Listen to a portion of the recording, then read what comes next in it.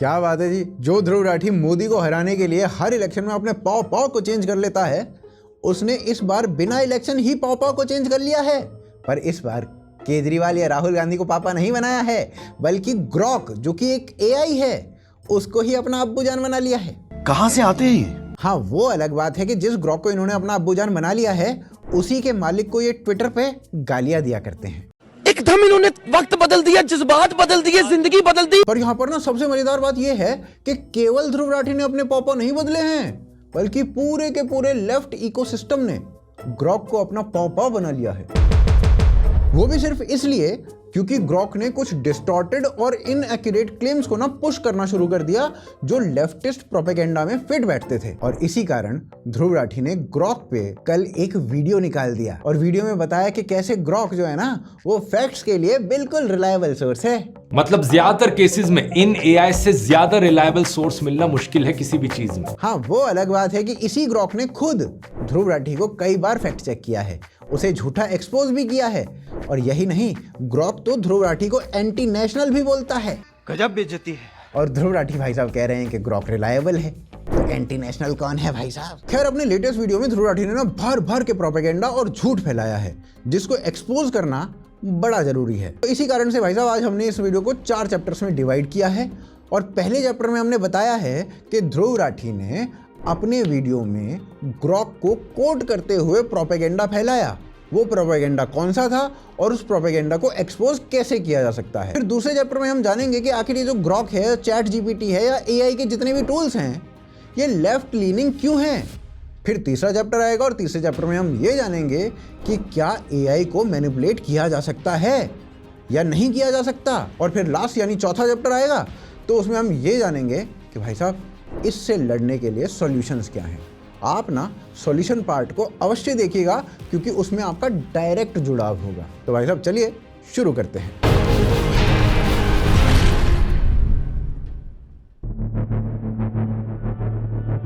देखिए, ग्रॉक के ऐसे बहुत सारे स्टेटमेंट्स हैं जिसको ध्रुव राठी और उनका लिब्रांडो गैंग कोट कर करके कूद रहा है।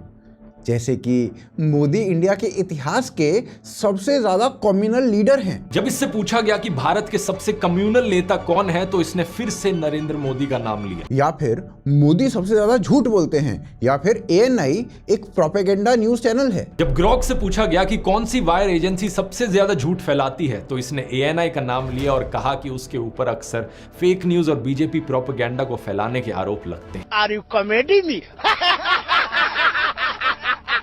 देखिए, ये सब ना इनकी छोटी छोटी सी खुशी हैं। जनता ने इनको बार बार इलेक्शन में रिजेक्ट किया है।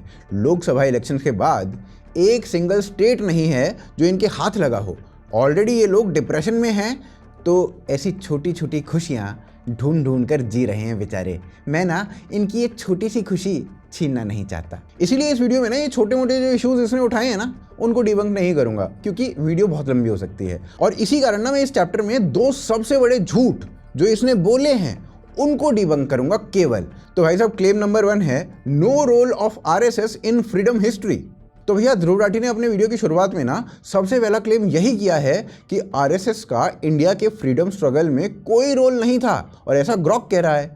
और उस बात को प्रूव करने के लिए वो घटिया सा ग्रॉक का कोट दे देता है। एआई से पूछा क्या आरएसएस ने इंडिया की आजादी की लड़ाई में हिस्सा लिया था, तो इस पर ग्रॉक ने जवाब दिया आरएसएस का भारत की आजादी की लड़ाई में ना के बराबर योगदान था। कुछ लोगों को ये बात हजम करनी काफी मुश्किल थी तो बार बार काउंटर क्वेश्चन किया गया, लेकिन ग्रॉक ने जवाब हमेशा यही दिया आरएसएस का भारत के स्वतंत्रता संग्राम में एब्सेंट रहना वेल डॉक्यूमेंटेड है और गोलवलकर ने स्वयं अपनी किताब बंच ऑफ थॉट्स में ये स्वीकार किया था। ये एआई यहाँ पर ठोस सबूत और सोर्सेस के साथ फैक्ट चेकिंग का काम कर रहा है। बिल्कुल भाई साहब, आरएसएस का थोड़ी था, मुस्लिम लीग का था, है ना। वही तो फ्रीडम स्ट्रगल कर रहे थे, बाकी सब तो यूं ही है ना।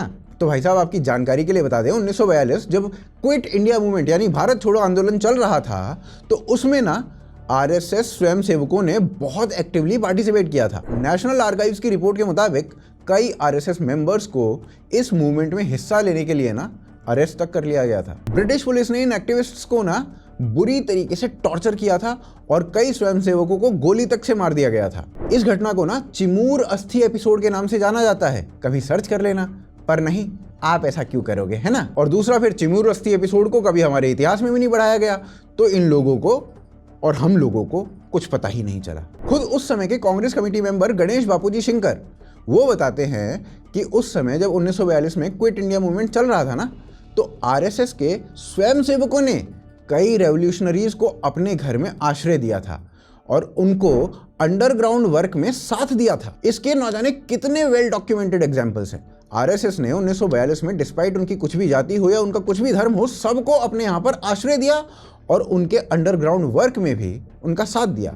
फिर चाहे वो फ्रीडम फाइटर अरुणा आसिफ अली हो या फिर अच्युतराव पटवर्धन या फिर नाना पाटिल, कोई भी हो, सबका समर्थन आरएसएस ने किया था। अगर कोई रेवोल्यूशनरी बीमार भी पड़ जाता था ना, तो आरएसएस के स्वयंसेवक खुद स्वयं उनका इलाज किया करते थे। गणेश बापूजी शिंकर के मुताबिक आरएसएस की देशभक्ति का मुकाबला करना नामुमकिन है। ब्रिटिश सीआईडी ने अपनी 30 दिसंबर 1943 की रिपोर्ट में कहा है कि आरएसएस बहुत तेजी से एक्सपेंड कर रही है और हिंदू यूनिटी के लिए बात कर रही है, साथ ही हिंदुओं को छुआछूत और जाति भेदभाव से दूर कर रही है, उन्हें समाप्त करने के लिए काम कर रही है। अंग्रेज फिर आगे ये भी लिखते हैं कि आरएसएस इससे बेसिकली हिंदू सोसाइटी को यूनाइटेड रख के ब्रिटिशर्स के खिलाफ आवाज़ उठाने के लिए काम करना चाहती थी।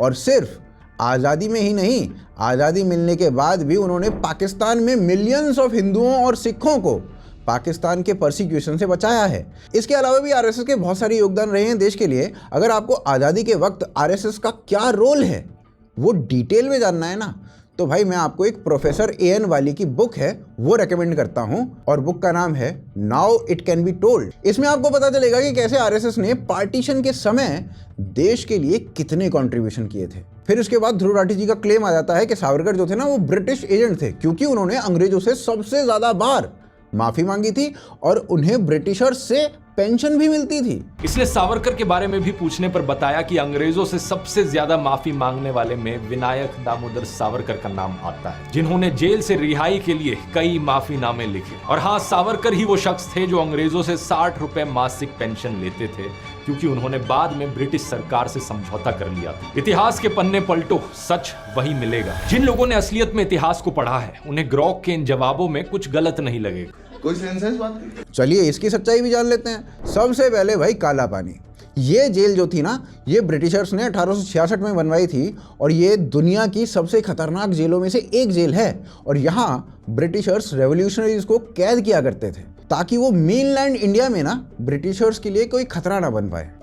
Congress people never went to Kalapani. This was like the worst of the prisons. And the inhuman tortures, they are unspeakable. काला पानी के जो प्रिजनर्स होते थे ना, उनको 7 बाई 13 फीट के एक छोटे से सेल में रखा जाता था और जिसमें उन्हें खाना पीना, सोना और टॉयलेट सब कुछ वहीं करना पड़ता था। इंडियन स्टाइल के टॉयलेट्स होते थे जो कि अक्सर जाम ही रहते थे, उसमें से कॉकरोच और स्मेल आना एक बहुत आम सी बात थी।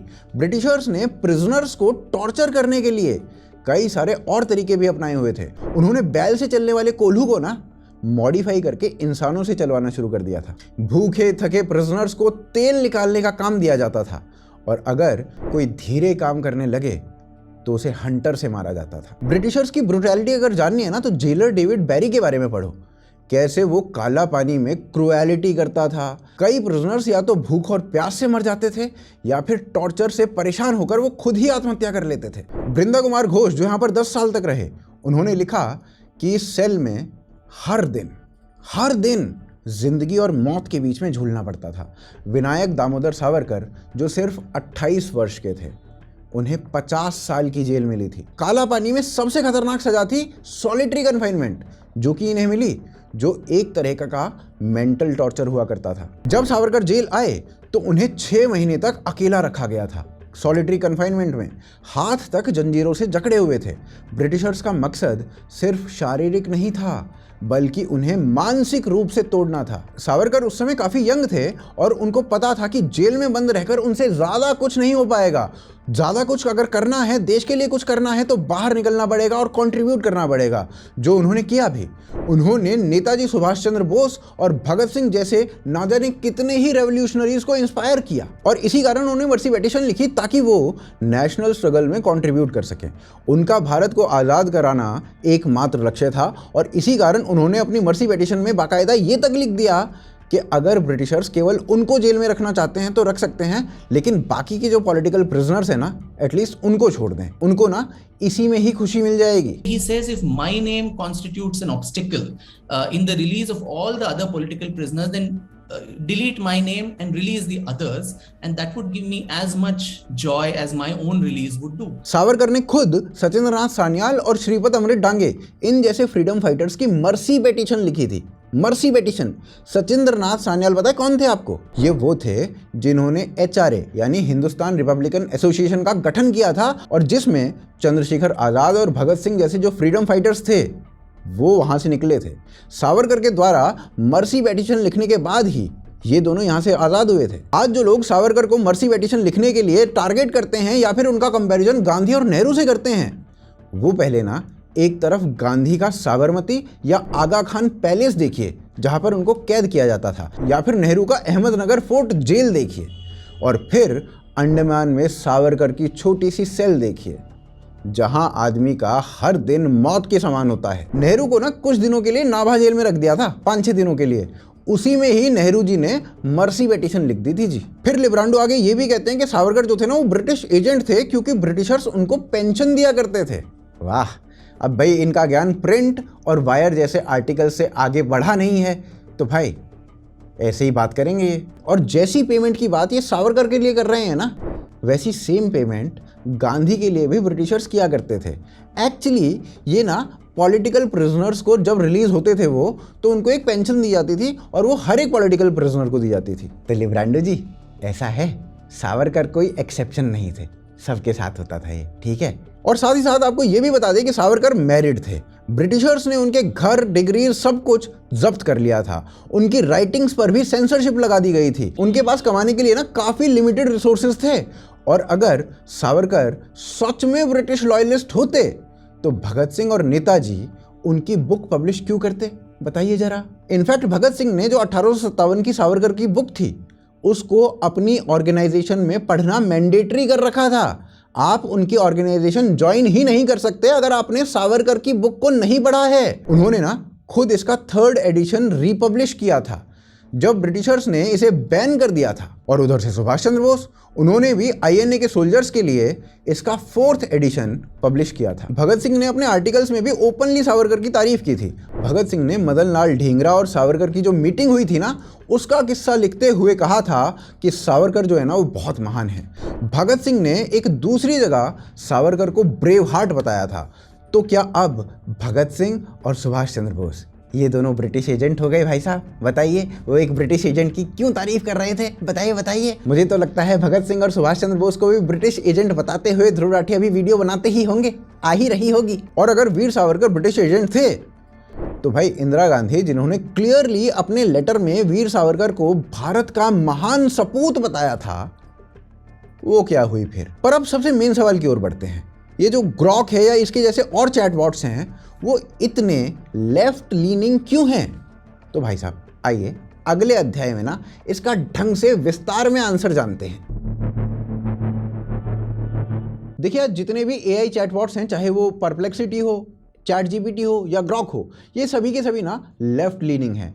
और ऐसा कहना अतिशयोक्ति बिल्कुल भी नहीं है, इसमें कोई शक की बात ही नहीं है। और ये बात जो मैं बोल रहा हूँ ये कोई व्हाट्सएप यूनिवर्सिटी, कोई अफवाह, कोई कॉन्स्पिरेसी, ऐसा कुछ नहीं है, बल्कि खुद AI के जो डेवलपर्स हैं वो खुद एक्सेप्ट कर रहे हैं इस बात को। ओपन AI के CEO सैम ऑल्टमैन वो खुद कह चुके हैं कि AI models naturally left wing bias रखते हैं। खुद इलॉन मस्क कह चुके हैं कि ऑलमोस्ट सभी AI मॉडल्स वोक और लिबरल माइंडसेट से अफेक्टेड हैं और ये ह्यूमैनिटी के लिए खतरा हो सकता है, ऐसा इलॉन मस्क कह रहे हैं भाई साहब खुद। इतना ही नहीं, एक तरफ इलॉन मस्क ये कह रहे हैं कि ChatGPT जो है ना वो लेफ्ट प्रोपेगेंडा मशीन है जो सिर्फ लिबरल एजेंडा और नैरेटिव्स को पुश करती है। वहीं दूसरी तरफ सैम ऑल्टमैन ये कह रहे हैं कि ग्रॉक भी एक लेफ्ट प्रोपेगेंडा मशीन है। तो इससे भाई साहब आप खुद देख सकते हो कि जो सभी AI डेवलपर्स हैं ना, ये मानते हैं कि सभी के सभी मॉडल्स लेफ्ट लीनिंग हैं और हेवीली बायस्ड हैं। और अब सवाल ये उठता है कि आखिर ये बायस आता कहाँ से है।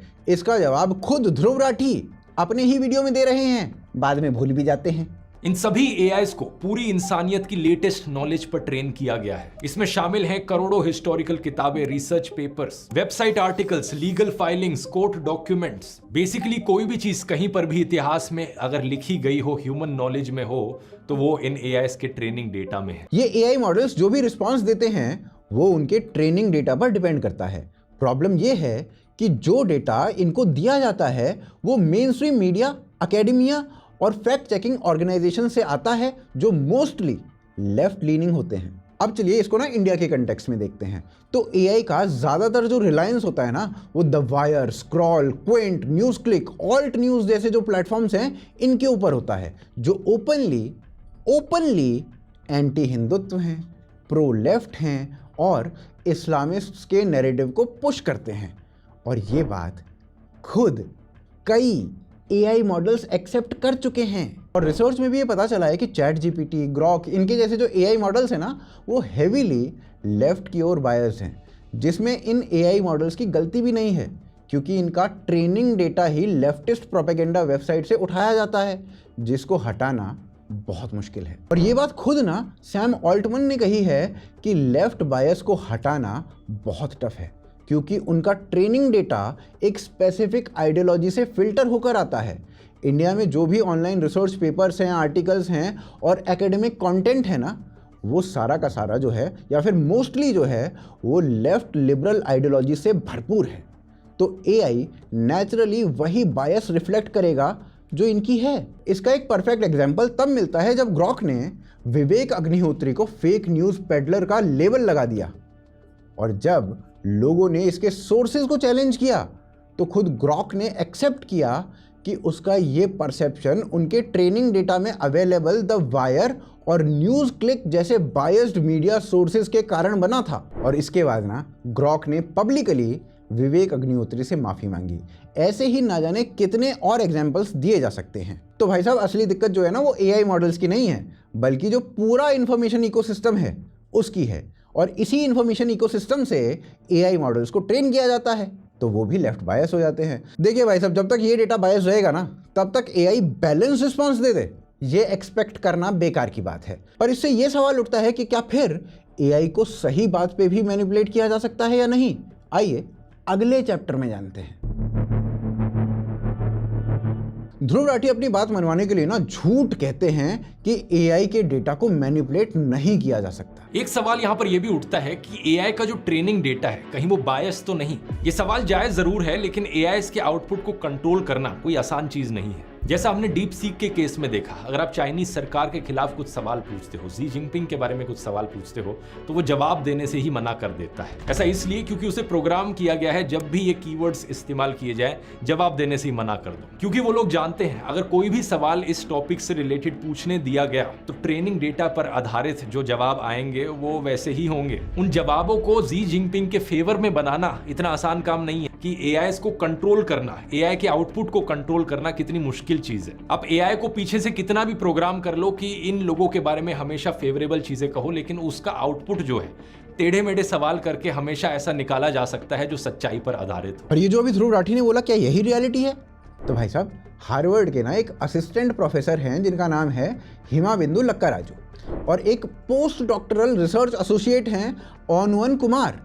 उन्होंने ना अपने लेटेस्ट रिसर्च पेपर में साफ लिखा है कि स्ट्रेटेजिक टेक्स्ट सीक्वेंस के थ्रू ना एआई चैटबॉट्स को, जैसे ग्रॉक हो गया, मेटा एआई हो गया, चैट जीपीटी हो गया, सबको इजीली मैनिपुलेट किया जा सकता है। और इसी स्ट्रेटेजिक टेक्स्ट सीक्वेंस टेक्निक से कई कंपनीज ओपन मैनिपुलेशन कर भी रही हैं। इनफैक्ट उन्होंने खुद डेमोन्स्ट्रेट करके दिखाया कि कैसे वो बहुत इजीली एआई के आंसर्स को मैनिपुलेट कर सकते हैं। कई रिसर्च पेपर में साफ साफ लिखा हुआ है कि कोई भी इंसान जो एसईओ करना जानता है ना, और अच्छा खासा जानता है, तो भाई साहब वो इजीली एआई मॉडल्स को मैनिपुलेट कर सकता है।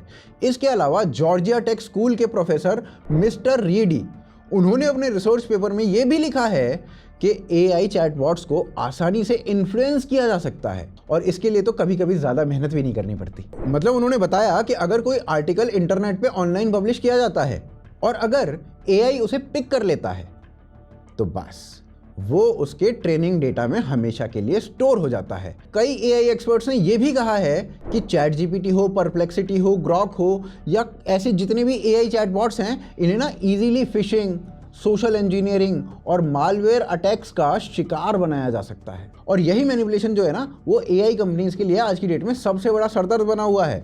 कई एआई कंपनीज इसको काउंटर करने के लिए कई सारी एंटी मैनिपुलेशन टूल ला चुकी हैं, पर फिर भी अभी तक इसका कोई ऐसा खास रिजल्ट देखने को नहीं मिला, क्योंकि अभी भी इजीली एआई के ट्रेनिंग डेटा को मैनिपुलेट किया जा सकता है। और इसी कारण अली फरादी, जो एलन इंस्टीट्यूट फॉर एआई के चीफ एग्जीक्यूटिव हैं, उन्होंने कहा है कि एआई चैटबॉट्स को इजीली मैनिपुलेट किया जा सकता है और इसीलिए लोगों को फिलहाल इन एआई सिस्टम्स का यूज़ किसी भी इंपॉर्टेंट इंफॉर्मेशन बेस्ड काम के लिए बिल्कुल नहीं करना चाहिए। उन्होंने क्लियरली ये भी कहा है कि सभी एआई मॉडल्स को इजीली चकमा भी दिया जा सकता है, मैनिपुलेट भी किया जा सकता है। तो भाई साहब, अगर इंपॉर्टेंट काम है तो रहने दो। तो इसीलिए अपनी फैक्ट चेकिंग के लिए ट्रस्ट करना इनके ऊपर स्टूपिड है। स्टिल अगर आप करते हैं तो पहले खुद क्रॉस वेरीफाई भी कर लीजिए। और ये बात खुद जेफ क्रूम, जो IBM के हेड IT स्पेशलिस्ट हैं, उन्होंने बोली है। I'm going to suggest to you, when it comes to these kinds of AI, if you're making an important decision on the information you're getting from it, and that decision really is truly important, you might want to do the other as well. Verify, then trust. लगता है ये सारे के सारे अंधभक्त हो गए हैं। In fact उन्होंने तो ये तक भी कहा है कि चैटबॉट्स को ट्रैशिंग, प्रॉम्प्ट इंजेक्शन जैसे टेक्निक्स के थ्रू ना मैनिपुलेट आराम से किया जा सकता है, और जिसके बाद यही चैटबॉट्स जो है ना, वो ओपनली मिस इन्फॉर्मेशन फैला सकते हैं, डिस इन्फॉर्मेशन भी फैला सकते हैं और इवन ओपनली झूठ भी बोल सकते हैं। I did a video, as well as someone else, one of our X-Force researchers, on a thing called prompt injection. And in prompt injection, if you go into a chatbot and tell it to tell the wrong answers, then unless it has guardrails to prevent it from doing that, it will in fact do that. So in other words, it will do what you tell it to within reason, and if you tell it to lie, it absolutely will lie. लेकिन फिर क्या ये ध्रुव राठी से ज्यादा जानते हैं क्या? मतलब नहीं, मतलब ध्रुव राठी ने बोल दिया, बात खत्म हो गई। आप किताब से ज्यादा जानते हैं। तो भाई साहब, आप देख सकते हो कि कैसे चालाकी से ध्रुव राठी ने अपनी बात को प्रूव करने के लिए अपने ही सब्सक्राइबर्स का काट दिया। देखिए, लिब्रांडो गैंग के पास ना अब नैरेटिव बचा नहीं है। उन्होंने जितने भी नैरेटिव लाए, सब के सब इलेक्शन में पूरी तरीके से नंगे हो गए। अब ना ये इतने डेस्परेट हो चुके हैं कि ऐसी बचकानी चीजों में भी खुशियां ढूंढ रहे हैं, और इसमें मुझे कोई आपत्ति नहीं है। 2014 से तो वैसे भी रो ही रहे हो, कभी कभी खुश होने का मौका मिलता है तो हो लो खुश। पर अपना सवाल ये उठता है कि आखिर एआई का जो बायस्ड है और इनएक्यूरेट जवाब है, उसका सॉल्यूशन क्या है? क्या एआई सच में एक प्रोपेगेंडा मशीन बन जाएगा, जैसा इलॉन मस्क बोल रहे हैं या सैम ऑल्टमैन बोल रहे हैं? आइए अगले अध्याय में जानते हैं। देखिए भाई साहब, एक बात तो बिल्कुल क्लियर है कि एआई हमारा फ्यूचर है। फिर चाहे हमें इसके वाइसेस पसंद आए या ना आए, हम एआई को इग्नोर तो नहीं कर सकते और ना ही इनका यूज़ करना बंद कर सकते हैं। ये प्रैक्टिकल सॉल्यूशन ही नहीं है। अगर हम ऐसा करते हैं तो इस तेज़ी से बढ़ती हुई दुनिया में ना हम बहुत पीछे छूट जाएंगे। एआई का बायस एक रियलिटी है जो सिर्फ इस वजह से एग्जिस्ट करता है क्योंकि इंटरनेट पर जो डेटा अवेलेबल है उसका एक बड़ा हिस्सा लेफ्ट विंग इकोसिस्टम द्वारा कंट्रोल किया गया है, और यही वजह है कि असली हिस्ट्री और ग्राउंड रियलिटीज़ को या तो सप्रेस किया गया है या फिर डेलिबरेटली डिस्टॉर्ट किया गया है। इस बायस को काउंटर करने का ना एक तरीका है, हम सच को, असली हिस्ट्री को और उन नैरेटिव्स को इंटरनेट पर लेकर आएं जो अब तक लेफ्टिस्ट मीडिया और एकेडेमिया वालों ने दबा कर रखे हुए हैं। जितना ऑथेंटिक और fact based nationalist content available होगा, उतना ही एआई का बायस न्यूट्रल होने लगेगा। और इसी विजन के साथ ना हम एक मीडिया पोर्टल लॉन्च कर रहे हैं जो लेफ्टिस्ट नैरेटिव्स का काउंटर करेगा और एआई मॉडल्स की जो ट्रेनिंग होती है उस डेटा का हिस्सा बन पाएगा, ताकि आने वाले दिनों में एआई का जो एवोल्यूशन है वो प्रोपेगेंडा की बजाय सच के करीब हो। तो ये अब समय आ गया है कि हम शिकायतों से ज़्यादा ना अब एक्शंस पर बिलीव करें। हमें खुद एक डेटा क्रिएटर बनना होगा और यही हमारा अगला कदम भी होना चाहिए। तो भाइयों, बताइए आपको आज का वीडियो कैसा लगा? वीडियो को शेयर अवश्य करिए और लाइक भी कीजिए। साथ ही साथ अगर आप हमें सपोर्ट करना चाहते हैं तो यूपीआई, पेट्रियन और ज्वाइन बटन है, उसका प्रयोग कर सकते हैं। सारे लिंक आपको डिस्क्रिप्शन में मिल जाएंगे। आप देख रहे थे आज की ताज़ा खबर। जय हिंद, जय भारत।